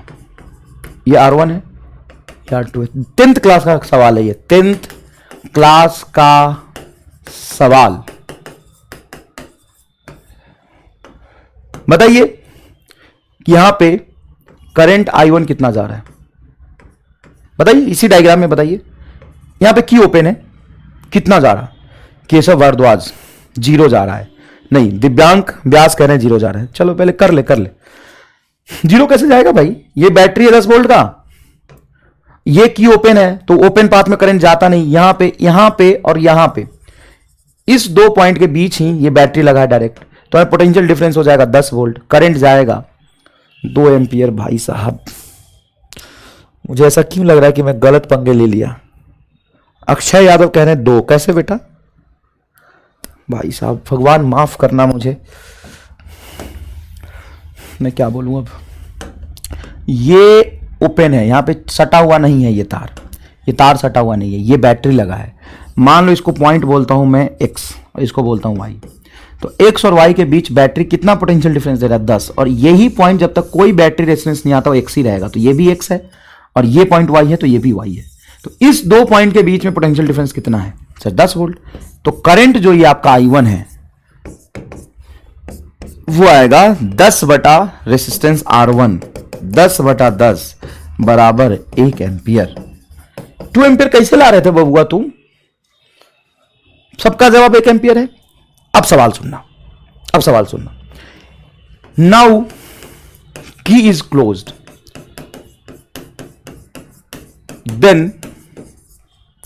देन करंट, सवाल सुन ले पूरा, रुक जा। Current flowing through R1 is I1 बराबर, सेम उसी R1 में करंट अब कितना फ्लो करेगा इफ की इज क्लोज्ड। अगर मैं इस की को बंद कर दूं, तो इससे करंट कितना फ्लो करेगा ये बताओ। लोविस यादव 0.5,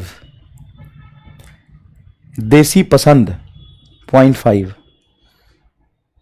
भाई साहब कैसे 10th पास किया तुमने,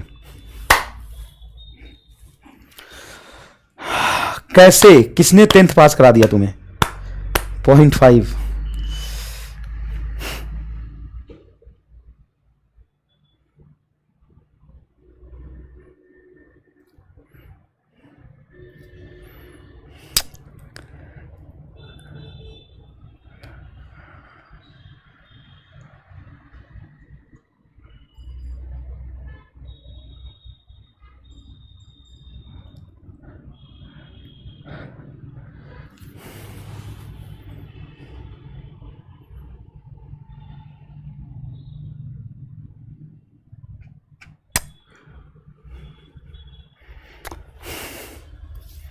निशब्द,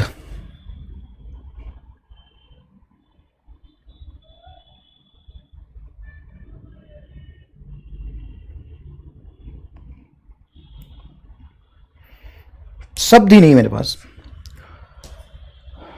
शोएब पठान 2, बेटा शोएब पठान तुम्हारी आईक्यू लेवल नहीं है कि तुम नीट की तैयारी कर पाओ, थोड़ा मेहनत ज़्यादा करना पड़ेगा तुम्हें। और बहुत सारे ऐसे बच्चे हैं जिनसे नहीं हो पाएगा। पीयूष ना बेटा, ना हो पाएगी तुमसे। MBB श्रुति गोयल ना बेटा, सफर काफी मुश्किल है, बहुत ज्यादा मुश्किल है ना, सफर बहुत ज्यादा टफ है। मतलब फर्क पड़ता है कि आज तक आपने क्या किया है, इससे फर्क पड़ता है। आपका रिजल्ट क्या होगा इससे फर्क नहीं पड़ता कि आपने अभी तक क्या किया है, लेकिन आपको कितना मेहनत करना है ना, यह इस बात पे डिपेंड करता है कि तुम्हारा पास्ट कैसा रहा है, तुमने अपने जीवन में अभी तक क्या किया है, कितना मेहनत किया है, कितना चीजें सीखी हैं, इन सब चीजों पे यह डिपेंड करता है। और सच बोलने में कोई गुनाह नहीं है, तुम्हें जो समझना है समझो, लेकिन 11th-12th की पढ़ाई करना, नीट जेईई का प्रिपरेशन करना मजाक नहीं है।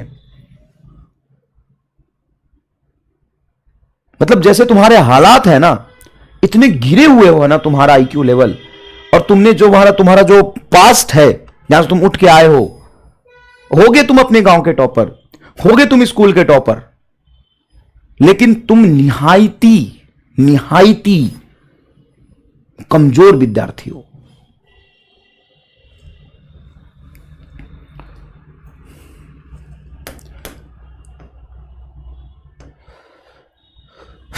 चलो इसको मैं 4 तरीके से सॉल्व करके बता देता हूं, 4 तरीके से। 1 एम्पियर ही आंसर रहेगा।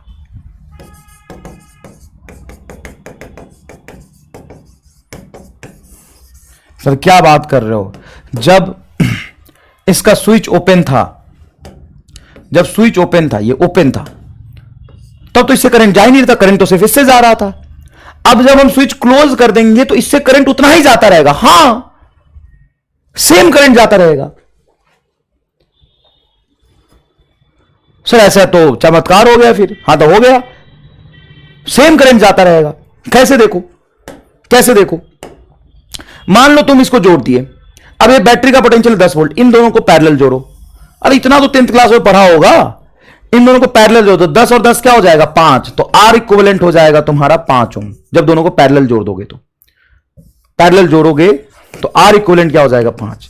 तो नेट करंट जब देखोगे यहां से बैटरी से कितना करंट गया, टोटल रेजिस्टेंस हो जाएगा आपका पोटेंशियल डिफरेंस 10/5, 2 एंपियर। सर यही तो हम कह रहे थे। रुकना, सवाल क्या पूछा है? Now key is close then current flowing through R1। इस R1 से कितना जाएगा? तो दोनों सेम रेसिस्टेंस है, दोनों क्या है? सेम रेसिस्टेंस है। तो यहां से जो करंट आएगा I, वो कुछ I2 में जाएगा, कुछ I1 में जाएगा। दोनों सेम रेसिस्टेंस है, दोनों पैरेलल है, तो आधा आधा करंट बचेगा। तो I1 प्लस I2 बराबर I होगा, और दोनों में सेम करंट जाएगा।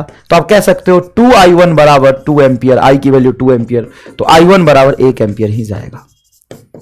यह होता है पैरेलल कॉम्बिनेशन। मतलब एक, मान लो कि आप रेसिस्टेंस को इसके साथ पैरेलल जोड़ रहे हो, तो इस पॉइंट और इस पॉइंट के बीच में डायरेक्टली ये बैटरी जुड़ा हुआ है।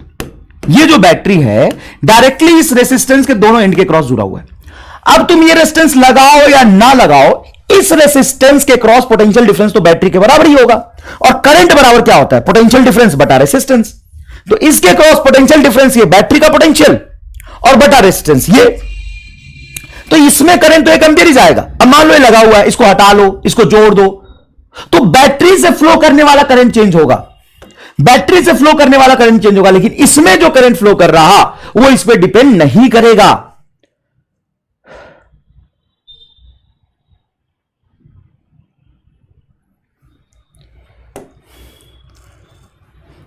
और ये बहुत आसान चीज है, ये बहुत आसान चीज है। देखो इधर, अब मान लो यहां पे हर जगह प्रेशर है P1 और यहां पे हर जगह प्रेशर है P2, तो हम आर इक्विवेलेंट के अप्रोच से जाएंगे ना तो बहुत लेंथी होगा। जैसे यहां पे हमने आर इक्विवेलेंट के अप्रोच से निकाला, देख इधर, देख देख, ये करंट इलेक्ट्रिसिटी का एक एग्जांपल लिया हमने। अब हमने इसको क्लोज कर दिया। जब इसको क्लोज कर दिया तो हमने क्या किया? सर इसको पैरेलल जोड़ लिया। इसको जब हमने पैरेलल जोड़ लिया तो आर इक्विवेलेंट 5 आ गया। फिर हमने नेट करंट निकाल लिया। नेट करंट निकालने के बाद हमने इसमें करंट बांट लिया। ये एकदम बेवकूफी है।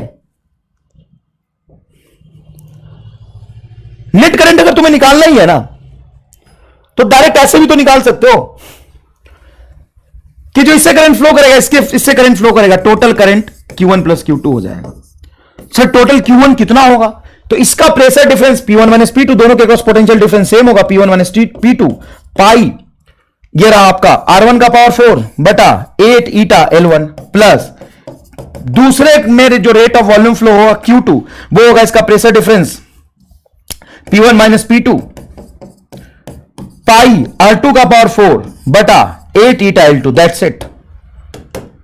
प्रेशर सेम रहेगा, pressure difference same across both pipe. दोनों पाइप से प्रेशर डिफरेंस क्या रहेगा? सेम रहेगा। दोनों पाइप से प्रेशर डिफरेंस क्या रहेगा? सेम रहेगा। दोनों पाइप से प्रेशर डिफरेंस क्या रहेगा? सेम रहेगा।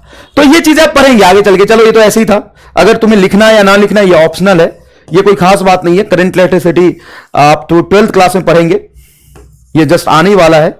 12th क्लास का 3rd चैप्टर है करंट इलेक्ट्रिसिटी। इसमें ऐसी ऐसी चीजें, बहुत सारी चीजें सीखेंगे। करंट इलेक्ट्रिसिटी जब 12th क्लास में पढ़ाते हैं तो उसमें वो एमआर स्टार वाला चैप्टर है। उसमें साहब इतने एमआर स्टार है, इतने एमआर स्टार है कि 1.5 पेज के जो सवाल होते हैं ना वो 1-1, 2-2 लाइन में सॉल्व हो जाते हैं, बस कंसेप्ट से, बस कंसेप्ट से कंसेप्ट से कंसेप्ट से। चीजें अगर कंसेप्ट विजुअलाइज होगा तो बिना मैथमेटिक्स हम सॉल्व कर लेते। ये देख लीजिए, आराम से देख लीजिए। पैरेलल कॉम्बिनेशन का क्या मतलब है? पैरेलल कॉम्बिनेशन का क्या मतलब है? पैरेलल कॉम्बिनेशन का मतलब है कि दोनों के क्रॉस प्रेशर डिफरेंस सेम होगा, प्रेशर डिफरेंस दोनों के क्रॉस सेम होगा। और दूसरी बात, rate of volume flow upon direct जोड़ देंगे। लेकिन लेकिन लेकिन अगर मेरे से सिर्फ आर इक्विवेलेंट ही पूछ रहा है तो, मेरे से आर इक्विवेलेंट ही पूछ रहा है तो, मेरे से अगर आर इक्विवेलेंट ही पूछ रहा है तो हम ऐसे निकालेंगे। तो कैसे निकालेंगे? R1 निकालना आप जानते हैं, R2 निकालना जानते हैं, ऐसे रख के ऐड कर दीजिए। 1 अपॉन R equivalent is equal to 1 upon R1 plus 1 upon R2, ऐसे करके सॉल्व कर लीजिए। समझ में आया कि नहीं आया? अगर आपको यह चीज निकालना है, आर इक्विवेलेंट ही पूछा तो ऐसे निकाल लेंगे। तो थोड़ा सा पैरेलल कॉम्बिनेशन समझ आ गया क्या? चलिए, एक होता है रेनॉल्ड्स नंबर, ये पूरा का पूरा रटने वाली चीज रेनॉल्ड्स नंबर। रेनॉल्ड्स नंबर को इतने ईयर में दिया गया था, हालांकि ये चीज काम की नहीं है, हटाओ इसको। रेनॉल्ड्स नंबर क्या होता है बताता हूं। जो फ्लो होता है ना लिक्विड का, उसको हमने स्ट्रीमलाइन फ्लो बोला था। जब हमने डायनेमिक्स ऑफ फ्लूइड स्टार्ट किया था तो उसको हमने स्ट्रीमलाइन बोला था। हाँ ठीक है सर, स्ट्रीमलाइन बोला था। अब एक होता है टर्बुलेंट फ्लो। टर्बुलेंट फ्लो क्या होता है वो देखो। तो रेनॉल्ड्स नंबर बराबर होता है इनर्शियल फोर्स बटा विस्कस फोर्स। इनर्शियल फोर्स का मतलब वो है force which is cause of motion. Cause of motion, मान लो कोई लिक्विड रो डेंसिटी का v वेलोसिटी से फ्लो कर रहा है। ये पाइप है, मान लो पाइप का क्रॉस सेक्शन एरिया a है, ये डायमीटर d है, क्रॉस सेक्शन एरिया आपका a है, डायमीटर इसका हम मान लेते हैं d है, क्रॉस सेक्शन एरिया इसका a है। यहां से v वेलोसिटी से रो डेंसिटी का लिक्विड फ्लो कर रहा है, तो इस पे फोर्स कितना लग रहा होगा? रो a v स्क्वायर फोर्स लग रहा होगा बटा इनर्शियल फोर्स जो कॉज ऑफ मोशन है वो जाएगा आपका रो a v स्क्वायर बटा विस्कस फोर्स। क्या होता है ये भी चीज नहीं पढ़ना, टेक्स्ट बुक में एनसीईआरटी में नहीं गिवन है, लेकिन मैं लिख देता हूं आपको, इससे आपको समझ आ जाएगा कि ये चीज आया कहां से। रो a v स्क्वायर आपका होगा इनर्शियल फोर्स। विस्कस फोर्स होता है बेटा वही ईटा a delta v by delta l। अब यहां पे ध्यान से देखेंगे तो a से a आपका कैंसिल होगा, बिल्कुल कैंसिल होगा। ये डेल्टा v वेलोसिटी डिफरेंस है, यहां पे 0 यहां पे v, तो नेट वेलोसिटी डिफरेंस ये हो जाएगा आपका डेल्टा v से v कैंसिल करोगे तो ये आ जाएगा v आपका, है ना। जैसे यहां पे तुम v बाई, अच्छा, एक्चुअल में फिर से लिखना पड़ेगा मुझे, कोई दिक्कत नहीं, मैं फिर से लिख लेता हूं। देखो बेटा, जो रेनॉल्ड्स नंबर होता है वो होता है इनर्शियल फोर्स। इनर्शियल फोर्स बटा विस्कस फोर्स। इनर्शियल फोर्स होता है बेटा रो a v स्क्वायर, और विस्कस फोर्स जो आपका होगा वो होगा ईटा a v by D. v by D. अब यहां से ध्यान से देखेंगे तो a से a कैंसिल, v से v स्क्वायर है तो v कैंसिल, d ऊपर चला जाएगा, तो ये रो v d बटा ईटा, ये आ गया रो वी डी बटा eta, rho V D by eta, ये हो जाएगा। देखिए ये है Reynolds number rho V D by eta. देखिए ना, ऊपर viscous force rho A V square, नीचे सो ऊपर इनर्शियल फोर्स जो कॉज ऑफ मोशन है रो ए वी स्क्वायर, नीचे eta A V by D, ये आपका विस्कस फोर्स हो गया लेयर के बीच में। तो ये आ जाएगा आपका रो वी डी बटा ईटा, जहां पे डी है डायमीटर ऑफ द पाइप। जैसे मान लो इस पाइप से फ्लो कर रहा, तो ये लिक्विड ऐसे ऐसे फ्लो कर रहा, तो लिक्विड लेयर के बीच में टोटल थिकनेस कितनी हो जाएगी? डी, यही तो पाइप का डायमीटर हो गया, है ना। अब इसमें रो वी डी और ईटा की वैल्यू रख के निकालते हैं। अगर ये 1000 से कम आ गई तो हम कहते हैं फ्लो स्ट्रीमलाइन है और लेमिनार है। लेमिनार और स्ट्रीमलाइन एक ही चीज होता है, एक ही चीज का दो नाम है। तो हम कहते हैं कि अगर रेनॉल्ड्स नंबर की वैल्यू 1000 से कम आ गई तो ये जो फ्लो होगा वो स्ट्रीमलाइन होगा। अगर रेनॉल्ड्स नंबर की वैल्यू 2000 से ज्यादा है तो फ्लो होगा आपका टर्बुलेंट। फ्लो बहुत ही टर्बुलेंट होगा, मतलब रैंडम फ्लो होगा, रैंडम फ्लो होगा। और अगर रेनॉल्ड्स नंबर 2000 से 1000 के बीच में है तो हम कहते हैं flow is unsteady, that is may change from laminar to turbulent और vice versa, that may change from laminar to turbulent and vice versa, laminar to turbulent and vice versa, laminar to turbulent और vice versa, ये हो जाएगा। ठीक है, ठीक है, ये आपको याद रखना है। इस पे नीट में आज तक सवाल नहीं पूछा गया है। Not important for much important for NEET. NEET में आज तक इससे कोई सवाल नहीं पूछा गया है, लेकिन ये एनसीईआरटी में है। एनसीईआरटी में तो एक बार इसको डिस्कस कर लेने में कोई बुराई नहीं है। एक बार इसको डिस्कस कर लेने में कोई बुराई नहीं। रो ए वी स्क्वायर कैसे आया? ये लॉज ऑफ मोशन में आया था, फ्लूइड में आया था, और यहां भी आया है। जैसे लॉज ऑफ मोशन में है वहां टर्बुलेंट मींस क्या होता है? टर्बुलेंस मींस ये होता है, देखो बेटा, टर्बुलेंट मींस समझाता हूं। वो देखा है तुमने तारक मेहता का उल्टा चश्मा? तारक मेहता का उल्टा चश्मा में सोसाइटी में पानी खत्म हो जाता है, तो सब लोग पानी लेने जाते हैं बहुत दूर, कहीं एक बाल्टी लेके पहुंच जाते हैं। एक मोटर होता है कहीं पे, तो मोटर ऑन करते हैं, तो मोटर ऑन नहीं हो रहा होता। तो जो चंपक चाचा है वो मोटर के जो होता है ना पाइप, उसके बाहर खड़े होकर ऐसे देख रहे होते हैं, और जो सोडी होता है ना मोटर ऑन करने की कोशिश करता है। अचानक से मोटर ऑन हो जाता है। अचानक से जब मोटर ऑन हो जाता है तो उसके पानी बहुत ही रफ्तार में भाग के आता है, और पानी भाग के अब बाहर आ रहा होता है, और चंपक चाचा के छाती पे लगता है। चंपक चाचा जाके पीछे दीवार में ऐसे चिपक जाते हैं, उनके छाती पे पानी गिर रहा होता है। तो पानी जो टकराता है और टकराने के बाद रैंडम डायरेक्शन में जो फ्लो कर रहा होता है, उसी को हम कहते हैं टर्बुलेंट फ्लो। उसी को हम कहते हैं टर्बुलेंट फ्लो। मतलब एक तो लेमिनार और स्टेडी फ्लो गया। स्टेडी फ्लो का मतलब ये हुआ, स्टेडी फ्लो का मतलब ये हो कि आराम से धीरे धीरे एक आइडियल मैनर में, बिल मैनर में लिक्विड ऐसे फ्लो कर रहा, लिक्विड ऐसे फ्लो कर रहा। और टर्बुलेंट का मतलब ऐसा है, टर्बुलेंट का मतलब ऐसा, ऐसे फ्लो कर रहा, एक इधर जा रहा, एक इधर जा रहा, एक ऐसे जा रहा, एक ऐसे जा रहा। इसी को हम कहते हैं टर्बुलेंट फ्लो। टर्बुलेंट फ्लो मतलब कोई मतलब ही नहीं, ये इधर जा रहा, ये नीचे जा रहा, ये इधर जा रहा, एक ऐसे जा रहा, एक ऐसे जा रहा, एक ऐसे जा रहा, उसको हम कहते हैं टर्बुलेंट फ्लो। उसको हम कहते हैं टर्बुलेंट फ्लो। कई बार गांवों में देखते हैं कि जब मोटर चल रहा होता है, पंप चल रहा होता है, तो पंप में हम कूद जाते हैं नहाने के लिए, जो फ्लो बहुत तेज आता है, वो टकरा के सब रैंडम मोशन में इधर उधर भाग रहा होता है। हाँ, तो चंपक चाचा दब जाते हैं। अब पानी का फ्लो इतना तेज होता है कि कोई उसके सामने जा नहीं पाता है।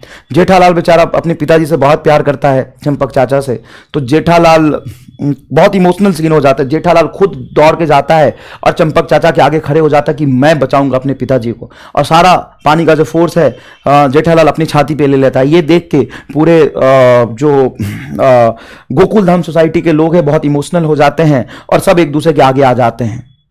ये नहीं कि कोई मोटर बंद करे, तो देख लो ड्रामा सीन और कैसे क्रिएट करते हैं, और सीख देते हैं कि सबको मिलजुल के रहना चाहिए। तो चंपक चाचा के साथ ही पानी चल गया, तो उनका बेटा जेठालाल उनको बचाता है, और जेठालाल बचाता है तो लोग इमोशनल हो जाते हैं। बबीता जी भी कूद जाती हैं, पानी के आगे खड़ी हो जाती हैं। फिर तारक मेहता साहब आ जाते हैं, फिर अय्यर आ जाता है, सब लोग मिलजुल के एक दूसरे को बचाते हैं। लेकिन कोई ये नहीं दिखाता कि मोटर बंद कर लो सब कुछ बच जाएगा। चलो ठीक है, तो ये टर्बुलेंट फ्लो हो गया और ये स्ट्रीमलाइन फ्लो हो गया।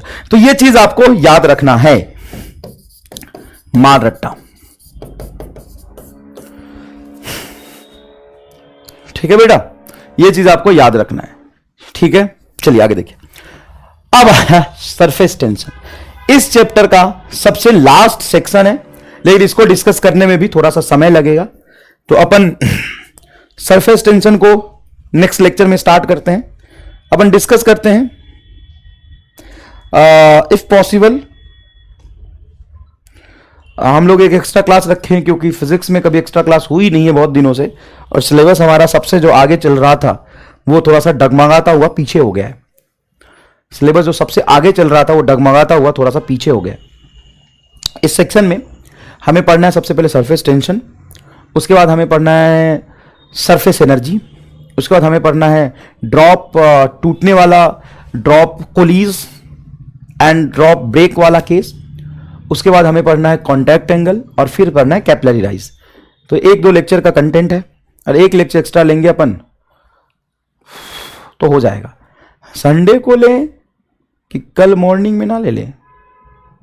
कल मॉर्निंग में भी तो ले सकते हैं यार, कल मॉर्निंग में भी तो ले सकते हैं। आज मैंने 1.5 घंटे ही पढ़ा है। देखो आज लेक्चर कब शुरू हुआ था? 5:30 में शुरू हुआ था, और 7 बज रहे हैं लगभग। 1.5 घंटे ही पढ़ा है। चलो ठीक है, देखते हैं संडे को देखते हैं। अच्छा स्कूल जाते हैं, दिख रहा है